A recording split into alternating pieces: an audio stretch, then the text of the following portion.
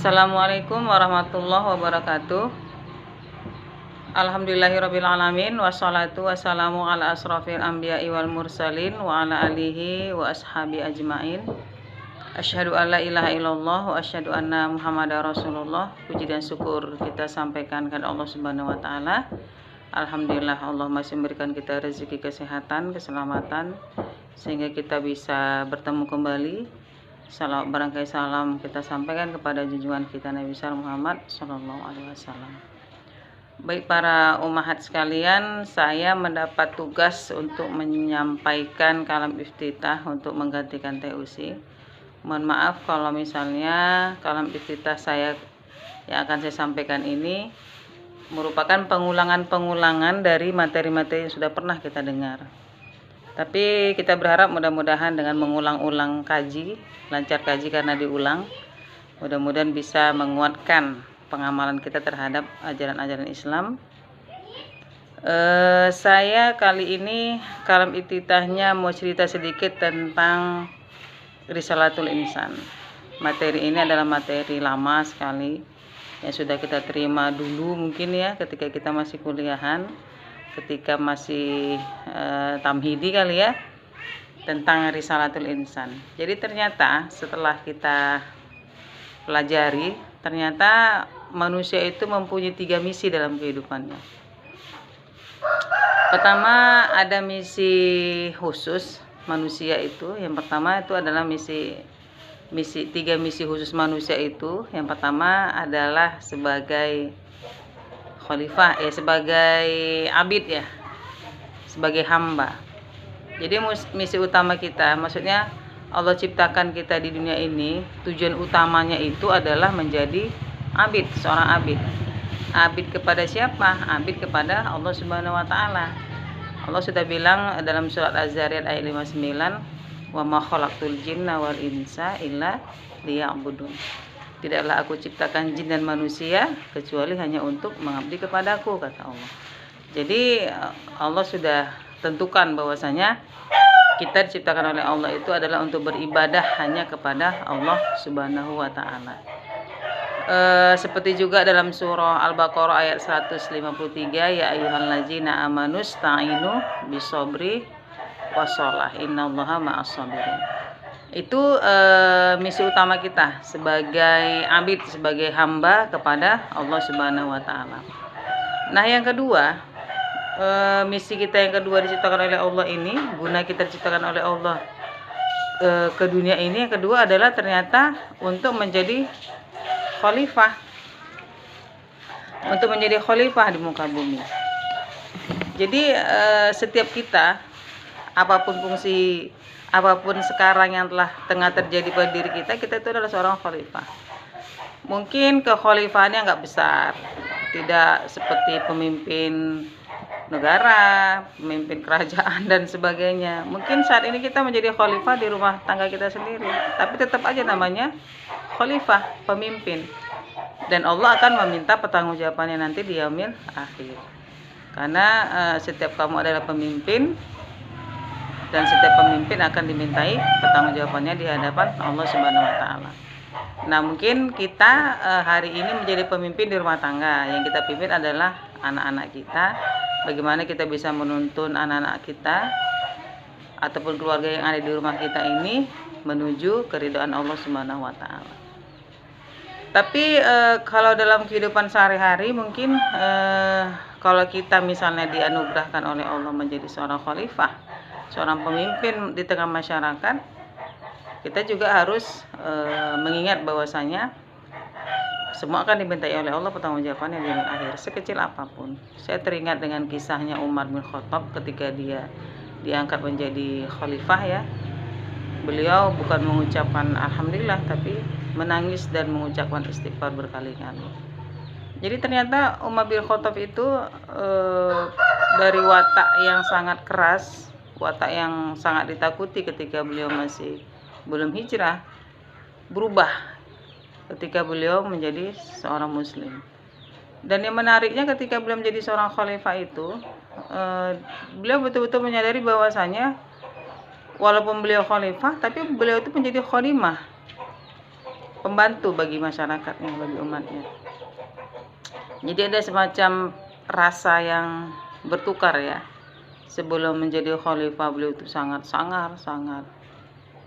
takutlah orang melihat dia. Bahkan ada cerita kalau misalnya ingin bertemu, kalau misalnya mereka berpapasan dengan Umar, kalau ada jalan lain mereka akan cari jalan yang lain. Bahkan setan pun ya, ketika sudah Umar sudah masuk Islam, setan pun ketika ingin bertemu berpapasan dengan Umar, mereka kalau bisa menyingkir kan gitu. Jadi apa yang menarik dari pemerintahan yang dilakukan oleh Khalifah Umar? Umar itu sangat sensitif terhadap masyarakat yang dia pimpin, terhadap umat Islam yang beliau pimpin. Bahkan ketika beliau jalan gitu misalnya ya, berjalan, ada anak yang menangis, terus timbul rasa di dirinya bahwasanya jangan-jangan anak itu menangis karena kepemimpinannya. Masya Allah. Jadi Umar merasa bahwasanya apapun yang terjadi di tengah masyarakatnya itu adalah tanggung jawab dia.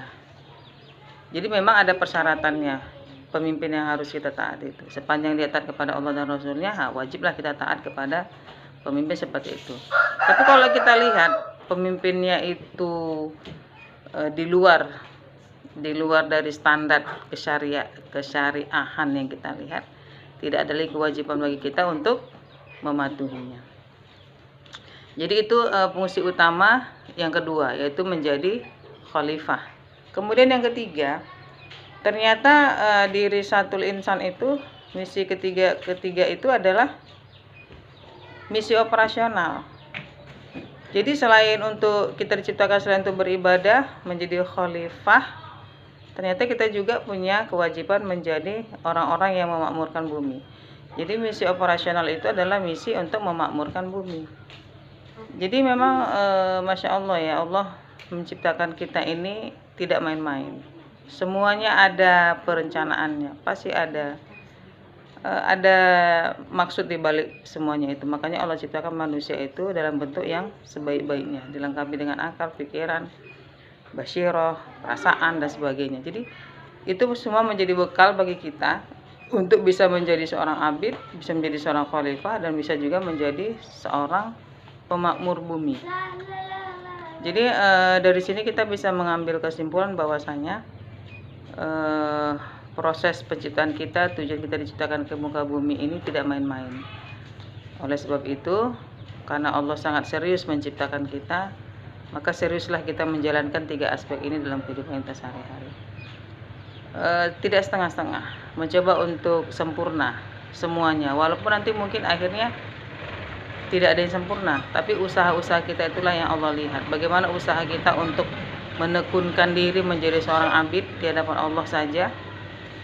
Dan itu merupakan proses yang panjang, terus-menerus, berulang-ulang sampai akhir hayat kita menjadi abid yang diharapkan oleh Allah. Kemudian juga ketika kita diberikan amanah menjadi khalifah, adalah upaya kita untuk memberikan memberikan pelayanan yang terbaik kepada masyarakat yang ada di sekitar kita. Misalnya kalau kita jadi khalifah di tengah masyarakat, jadi semuanya harus dalam proses, dalam usaha-usaha yang maksimal. Demikian juga kalau misalnya kita memahami sebagai pemakmur bumi, ya lakukanlah tugas-tugas ini dengan baik, walaupun mungkin kita melaksanakannya sedikit-sedikit atau kecil-kecil. Misalnya memakmurkan bumi, menyingkirkan duri di jalan, mungkin ini menjadi isyarat bagi kita bahwasanya kita memang harus menjadi agen perubahan di tengah masyarakat. Tidak suka melihat sesuatu yang tidak baik di lingkungan, sampah yang berserakan kita hindari, atau membersihkan alam, menjaga alam dan sebagainya. Jadi memang tugas memakmurkan bumi itu Allah jadikan menjadi tugas kita sebagai manusia yang Allah ciptakan dengan sempurna. Wallahu alam bisawab. Mungkin ini kalam iftitah yang dapat saya sampaikan. Mudah-mudahan dari materi Risatul Insan yang ada sama kita ini, kita bisa mencoba untuk memaksimalkan dirilah untuk menjalankan 3 fungsi dalam kehidupan kita sehari-hari. Fungsi sebagai hamba di hadapan Allah, menjadi khalifah mungkin di tengah masyarakat, atau khalifah di tengah keluarga kita, di tengah keluarga kita, atau juga yang terakhir adalah misi operasional, misi untuk memakmurkan bumi, menjaga bumi. Dan memang Allah sudah bilang bahwasanya zuharul fasada fil bahri wal bahri bima kasabat aidin nas. Itu terdapat dalam surat Ar-Rum ayat 41. Sudah nyata kerusakan yang terjadi di muka bumi ini akibat dari kerusakan tangan-tangan manusia. Jadi ada dua sisi manusia ini. Di satu sisi memang ditugaskan untuk memakmurkan bumi, tapi di sisi lain ada manusia-manusia yang tidak insaf bahwasanya dia itu memakmur bumi. Malah dia bertindak yang negatif kepada alam sekitarnya. Maka jangan disalahkan ketika alam itu pun menolak kehadiran kita.